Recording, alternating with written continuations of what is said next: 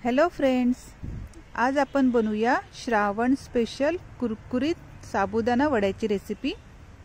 हे वडे श्रीखंड बरोबर खूप छान लागतात आणि मस्त बाहेरून क्रंची आणि आतमधून एकदम सॉफ्ट बनून तयार होणार आहेत। चला तर ही रेसिपी आपण बनवूया। नमस्कार, मी अमिता पाटील आणि माझ्या कुकिंग चॅनल मध्ये तुम्हा सर्वांचं मनापासून स्वागत आहे। तर मी इथे घेतलेले आहेत 1 वाटी मोठे साबुदाणा। आता हे आपण 2 ते 3 पाण्याने धुवून घेऊया। 2 ते 3 पाण्याने स्वच्छ धुवून घ्यायचं आहे आणि 2 ते 3 तासासाठी आपण भिजत घालूया। तर मी 1 वाटी साबुदाणा घेतला होता, तर मी 2 वाटी पाणी ॲड करत आहे।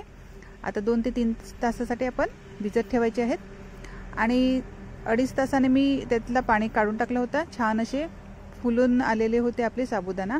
तर अगोदर आता आपण काय करायचं, शेंगदाणे भाजून घेऊया। शेंगदाणे भाजून त्याचं कूट करायचं आहे। तर इथे मी लोखंडी तवा घेतलेला आहे आणि थोडीशी छोटी वाटी इतके शेंगदाणे घेतलेले आहेत, कच्चे शेंगदाणे। ते आता आपण भाजून घ्यायचे आहेत। एकदम गॅस बारीक ठेवायचा आहे आणि 5 ते 7 मिनिटापर्यंत शेंगदाणे असे छान असे भाजून घ्यायचे आहेत। हे बघा, शेंगदाण्याचा कलर 5 ते 7 मिनिटांमध्येच बदललेला आहे आणि आपले शेंगदाणे छान असे भाजून झालेले आहेत। आता थंड करून त्याची सालं आपण काढून घेऊया। शेंगदाणे छान भाजलेले असले की त्याची सालं अशी फटाफट निघून जातात, हे बघा। आणि आता ह्याची पावडर म्हणजे पूर्ण पावडर करायची नाहीये, थोडंसं दरदरच ठेवायचं आहे, जाडसरच थोडंसं ठेवायचं आहे। थोडंसं जाडसर असल्याने काय होते, मग वडा एकदम छान असा क्रंची होऊन जातो। तर हे बघा, थोडंसं जाडसरच ठेवलेलं आहे मी। तर आता मी इथे 2 मिरची आणि थोडीशी कोथिंबीर सुद्धा कापून घेणार आहे। आता हे बघा, छान असे आपले साबुदाणे फुलून आलेले आहेत। तर आता त्यामध्ये मी 2 बटाटा बॉईल केलेले होते, ते त्यामध्ये मॅश करून घ्यायचे आहेत। बटाट्याने काय होते, साबुदाणा वड्याला बाइंडिंग खूप छान येते। आणि हे आपले क्रश केलेले शेंगदाणे ते सुद्धा ॲड करूया आणि मिरची आणि कोथिंबीर कट केलेली होती ती सुद्धा त्यामध्ये ॲड करूया।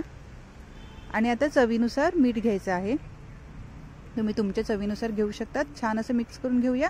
आता काही लोक आपलं नॉर्मल मीठ खात नाही उपासाच्या दिवशी, त्यासाठी अलग मीठ येते, सेंदा नमक सांगतात त्याला। पण नसलं तर काय करायचं, मग आपलं हे नॉर्मल मीठच घ्यायला लागेल। आणि आता इथे मी जिरा घेतलेला आहे थोडंसं, मी मिक्स केलं पण ती जिरा विसरून गेली होती, म्हणून मी आता वरून जिरा ॲड करत आहे त्यामध्ये। आता छान असे वडे आपण वाळून घेऊया। हे बघा, तुम्हाला जसे मोठे लहान जसे हवे असतील तसे वडे आपण बनवून घेऊया। अगोदरच वडे सर्व बनवून ठेवायचे आणि नंतर मग फ्राय करायला घ्यायचे। तर आता आपण हाताला तेल लावायची गरज नाही, असेच वडे छान होतात, हे बघा। आता इथे मी एक पॅन गरम करत आहे। पॅनमध्ये थोडंसं तेल, मी जास्त तेल घेत नाहीये, तुम्हाला हवं असेल तर तुम्ही एक मोठी कढईमध्ये सुद्धा घेऊ शकतात, पण मी जास्त तेल घेत नाहीये, फक्त पॅनमध्ये थोडंसं तेल ॲड करत आहे।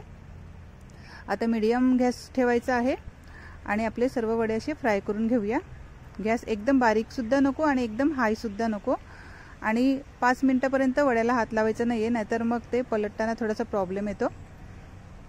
हे बघा, छान असे गोल्डन ब्राऊन झाले खालून का मगच पलटी मारायची आहे आणि पुन्हा 2 ते 3 मिनिटं ठेवायचं आहे आणि 2 ते 3 मिनिटांनंतर पुन्हा मग एकदा पलटी मारून घ्यायचं आहे, म्हणजे छान असा कलर येतो त्यांना, हे बघा। आणि बाहेरून एकदम मस्त क्रंची होतात आणि आतमध्ये सुद्धा छान शिजून येतात, आतमध्ये एकदम सॉफ्ट होऊन जातात। तर आता अगोदर आपण हे वडे काढून घेऊया आणि सर्व आपले उरलेले वडे फ्राय करून घेऊया। हे बघा, किती मस्त कलर आलेला आहे आणि छान असे क्रंची झालेले होते। तर आता आपण सर्व वडे असेच फ्राय करून घेऊया। आणि हे वडे श्रीखंड बरोबर खूप छान लागतात। आणि जर श्रीखंड अवेलेबल नसेल तर दहीमध्ये साखर ॲड करून ते फेटून घ्यायचं आहे।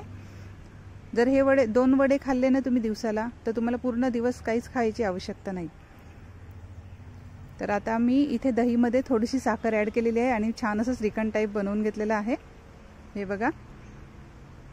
आता आपले सर्व वडे असे फ्राय झालेले आहेत, किती सुंदर कलर आलेला आहे बघा। आता आपण सर्व करून घेऊया। एकदम छान असे क्रंची झालेले होते, हे बघा। तर तुम्ही नक्की ट्राय करून बघा तुमच्या उपवासाच्या दिवशी। आणि हो, तुम्हाला जर माझे व्हिडिओ आवडत असतील तर माझ्या यूट्यूब चॅनलला सबस्क्राईब करा आणि जर तुम्ही फेसबुकवर पाहत असतील तर माझ्या फेसबुक पेजला फॉलो करा। तोपर्यंत खा पिया आणि मस्त राहा। आणि हो, ही रेसिपी नक्की ट्राय करून बघा, कारण की उपवासाचे दिवस चालू आहेत। जोपर्यंत श्रावण संपत नाही तोपर्यंत उपवासाचंच काय काय करून खायचं। Okay friends, thank you, take care, bye bye.